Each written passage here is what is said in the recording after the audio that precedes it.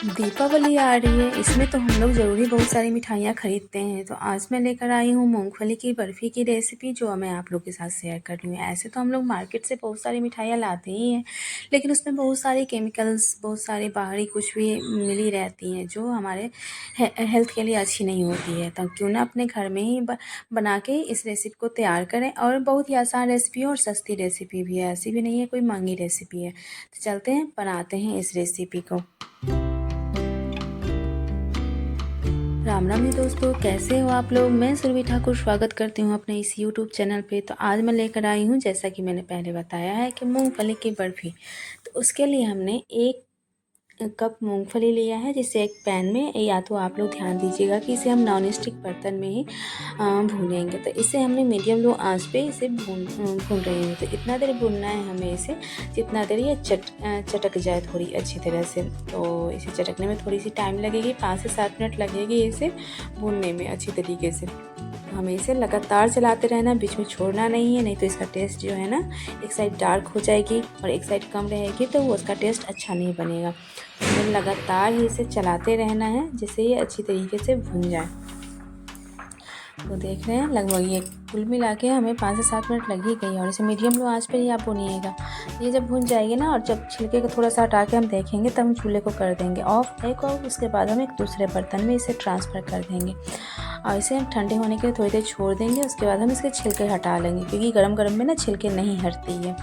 इसे हम उसके बाद रखेंगे ग्राइंडर जार में। तो थोड़ी सी बड़ी वाली ग्राइंडर जार होती है ना, उसमें लेना है। और इसे हमें जो ग्राइंड करना है, उसे लगातार ना चलाए। इससे क्या होगी ना, उसका जो ऑयल होता है वो निकलने लगता है। तो हमें पल्स मोड पे इसे चलाना है, मतलब कि जैसे थोड़ी देर खोल के फिर बंद करना है, खोलना है, बंद करना है, खोलना है, बंद करना है। लगातार हमें इसी प्रोसेस में करना है, जब तक ये थोड़ी सी पतली ना पिस जाए। या फिर कैसे कर सकते, पूरी बारीक तो नहीं हो पाती है, ये जैसे सूजी होती है ना, उस हिसाब से हो जाती है। फिर इसे हमें छान लेना है।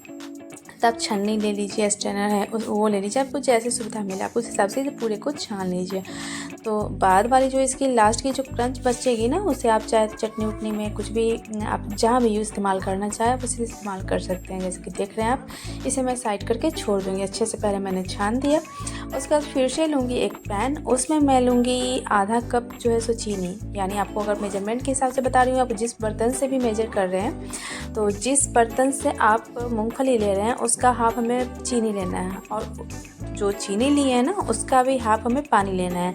तो हमने 1 कप मूंगफली ली थी, हाफ कप हमने लिया चीनी, और उसका भी हाफ हमने लिया पानी। इसे हमने मीडियम लो आंच पर ही इसे पकाना है। और पूरा देख रहे हैं कि बस चिपचिपा करना है, एक तार या 2 तार की हमें नहीं करनी है, बस चिपचिपा करना है। उसके बाद जो हमें इसकी पाउडर है ना, जो मूंगफली की हमने छान के रखी है, उसके पाउडर को हम इसमें डालेंगे, थोड़ा थोड़ा करके लगातार ही डालते रहेंगे। इसे डालने से क्या होगी ना, वो पूरे अच्छे तरीके से इसे मिलने लगेगी। और इसे हम तब तक चलाना है। और इस बीच में क्या करेंगे, अगर आपके पास मिल्क पाउडर है, तो हम यहाँ पे 2 से 3 चम्मच मिल्क पाउडर ऐड कर रहे हैं। इससे क्या होगी ना, इसका जो टेस्ट है वो थोड़ा सा काजू वाला टेस्ट इसमें आने लगेगा और अच्छा लगेगा। तो हमने यहाँ पे देख रहे हैं कि 2 से 3 चम्मच मेरे पास थी, तो हमने डाल दिया इसमें। और ये पूरी तरह से ऑप्शनल है, अगर आप नहीं डालना चाहें तो नहीं भी डाल सकते हैं, बस मूंगफली का ही टेस्ट आएगा। आप ऐसा भी बना सकते हैं, बस घर की तो बनी रहेगी ना। अगर है तो आप ज़रूर डालिएगा, इससे टेस्ट अच्छा हो जाएगा। इसे हमें तब तक चलाना है जब तक कि इसका डो थोड़ा थोड़ा तैयार होने लगे। ज़रूरी है कि जैसा हम आटा गूँथते हैं उस हिसाब से डो होना चाहिए, क्योंकि वो ठंडी होने के बाद ऑलरेडी वो ऐसी ही हो जाएगी। तो देखना, अब ये हमारी डो जो है लगभग बन के तैयार हो गई है। अब हमें इसे निकालना होगा। तो मैं अब चूल्हे को करूँगी ऑफ। और इसे मैं क्या करूँगी ना, जैसे बटर पेपर होता है ना, अगर आपके पास बटर पेपर है तो उस पर ही कीजिएगा। अगर ना हो तो जैसे कोई पेपर है उस पर आप घी ग्रीस कर दें। जैसे मेरी ये थोड़ी सी बटर पेपर थी, लेकिन मैंने इस पर घी ग्रीस किया था ऊपर से। तो अभी देख रहे हैं कि बहुत ज़्यादा गीली है, लेकिन थोड़ी ही देर में ये खूब अच्छे तरीके से इसके डो तैयार हो जाएगी। देख रहे हैं, तो इसे आपको करने में शुरू में लगेगी कि बहुत गीली है, लेकिन जब इसे आप लगातार ठंडी जब होने लगेगी ना, लेकिन जब तक ठंडी ना हो, हम इसे बटर पेपर से ही इसे अच्छे तरीके से चिकना करना है हमें। तो मैंने इस पर घी डाल दिया। बटर पेपर है आपके पास तो आप नहीं डालें। फिर उसी बटर पेपर को हम पलट देंगे, और इसे हम बेलन जो होती है ना, जिससे हम रोटी बेलते हैं, उसकी मदद से इसे हम बेलेंगे। तो आपको मैं दिखा भी देती हूँ।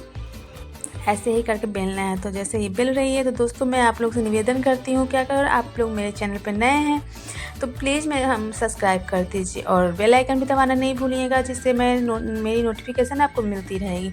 मैं हर रोज़ एक नया रेसिपी ज़रूर लेकर आती हूँ आप लोग के साथ, चाहे वो नाश्ते की हो, खाने की हो, या फिर जो भी चीज़ हो मैं लेकर आती हूँ तो मैं आप लोगों के साथ शेयर करती हूँ। और पसंद आए तो लाइक भी कीजिएगा और कमेंट भी करके बताइएगा आप लोग देख कहाँ से रहे हैं और कैसी लगी आपको मेरी ये रेसिपी। तो हमारी ये बेल के तैयार हो चुकी है। तो आप इसे जिस भी शेप में चाहे बेलना आप बेल सकते हैं, पूरी चौकोर भी चाहे या फिर डायमंड शेप में चाहे तो डाल सकते हैं। यहाँ में मेरे पास थी सिल्वर पेपर, तो मैंने इसे भी पलट के इस पर थोड़ी सी सुंदर लगेगी ना, इस कारण अगर आपको मुझे तो आप लोग को दिखानी रहती है, इस कारण मैंने डाला। ये पूरी तरह से ऑप्शनल है, आप लोग डालना चाहे अगर है तो डाल लीजिए, नहीं तो कोई बात नहीं। इसे कोई टेस्ट में बढ़ा या कम नहीं होता है, बस देखने में सुंदर लगती है, इस कारण हम लोग ने इस पेपर को डाल दिया है। और इसे डालना बहुत सावधानी है, थोड़ी भी उंगली में अगर चिपक जाती है ना तो ये हटती नहीं रहती है, बहुत ही ध्यान देना ज़रूरत है। और जब भी इसे डालें तो इसे पंखे के नीचे रख के नहीं डालें, क्योंकि ये उड़ने लगती है, बहुत ज़्यादा हल्की होती है ना। अब इसे हमें क्या करना है, थोड़ी देर ठंडे जगह पे इसे हमें डाल देना है, क्योंकि अभी गर्म थी तो चिपक गई। तो हमने 1 से 2 घंटे इसे फ्रिज में डाल दिया था। अगर फ्रिज में नहीं डालना है तो पंखे के नीचे भी डाल सकते हैं, जिससे थोड़ी सी ये कड़ी हो जाए और वो शेप में आ जाए। तो हमने लिया एक स्केल और इसे हमने डायमंड शेप में काटा है। तो आपको जिस भी शेप में काटनी हो, बड़ी शेप में, छोटी शेप में, जैसे भी काटनी है आप काट सकते हैं। तो इसे हमने काट के तैयार करके रख लिया है। तो आप लोग बताइए दोस्तों आपको मेरी ये रेसिपी कैसी लगी। और एक ही बार मैं बोलती हूँ कि आप जैसे भी इसे काटना चाहें आप काट सकते हैं। गोल शेप देना चाहते हैं तो कोई भी अगर आपके पास कुकीज़ कटर हो तो आप उससे भी काट सकते हैं, वो भी ना हो तो कोई ढक्कन अगर है तो उस शेप में भी गोला गोला काट सकते हैं। लेकिन अगर आपको चौकोर चाहिए या फिर डायमंड शेप में चाहिए जैसे मार्केट में मिलती है, तो आप ऐसे स्केल की मदद से कर सकते हैं। स्केल की मदद से इसलिए ना कि पूरा शेप एक ही जैसा हो, इसलिए। तो हमारी ये कटके हो गई है तैयार लगभग। देखिए हमने फिर एक साइड तो कट किया और थोड़े साइड में मैंने थोड़ा लंबा करने के लिए एक्स्ट्रा लिया है। तो इसे मैं कट कर देती हूँ ऐसे ही, और फिर उसके बाद हम आपको दिखाते हैं जो हमारी कैसे कटी। अब एक एक करके मैं आपको निकाल के भी दिखाती हूँ कितनी जल्दी से। और ये फ्रीज में डालिएगा ना, इसे टेस्ट भी इसका बहुत अच्छा आता है और ये बहुत ही जल्दी शेप में आ जाती है। तो देखिए ये इसकी शेप कितनी है, ना ज़्यादा मोटी है ना ज़्यादा पतली है, बिल्कुल ही मार्केट जैसी लगती है। तो एक बार ज़रूर आप घर में ट्राई कीजिएगा, आपको बहुत पसंद आएगी। अगर पसंद आएगी तो प्लीज़ मुझे कमेंट करके बताइएगा। और उससे पहले मैं बोल ही चुकी हूँ, सब्सक्राइब करना तो बिल्कुल ही नहीं भूलिएगा। मैं हर रोज़ कुछ ना कुछ नया आपको ज़रूर दूँगी देखने को, जो आप लोग देखिएगा और मुझे बताइएगा कि आपको कैसी लगती है मेरी रेसिपी। तो हमारी ये बर्फ़ी बनके हो गई है तैयार। अब आइए सर्व करने की बारी। तो अब हम आगे आपको सर्व करके दिखाते हैं। पहले एक एक करके हम सारे को हटा लेते हैं। देखिएगा इतनी क्रंची बनी है ना, और क्रंच के कारण इसका टेस्ट इतना अच्छा आता है जो मैं क्या बताऊँ। तो सारे को हमने बना लिया और फिर मैं जो सर्व करूँगी ना, तो जो पूरा है उसे हमने किया और साइड के पार्ट को हम साइड कर देंगे। तो ऐसे आप बाद में खा सकते हैं उसे, ऐसा कुछ नहीं है नहीं खा सकते हैं। बस सर्व करने के लिए आप जो पूरा भाग है ना उसे हम दिखाएंगे और साइड वाले भाग को साइड कर देंगे। तो वो भी मैं आपको दिखाऊंगी कि मेरे साइड वाले भाग जो है कितनी सारी बची है। तो यहाँ पे अब हमारी हो गई है बनके तैयार। तो हमने सर्व किया और ये हमारी साइड वाली पार्ट जो है हमने इसे साइड कर लिया है। तो इसे भी मैं आपको तोड़ के थोड़ा सा दिखा देती हूँ कि कैसी है।